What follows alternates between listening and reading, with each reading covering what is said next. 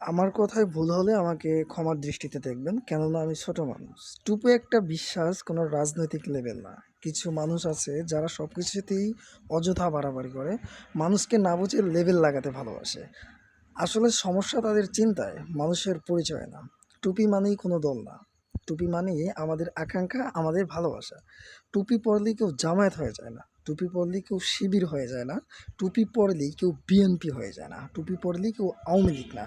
টুপি একজন মানুষের ইমানের অংশ হতে পারে, তার সরলতা, তার ব্যক্তিত্বের প্রতিচ্ছবি, যেটা রাজনীতির বাইরে অনেক গভীর।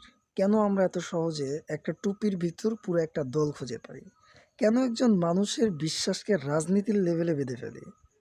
মানুষ আগে, দল পরে, এটা মনে রাখতে হবে। বিশ্বাস আগে, পরিচয় পরে।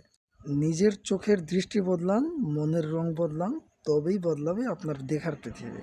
টুপি কোনো দলের প্রতীক না, টুপি একটা সম্মান, একটা অনুভূতি।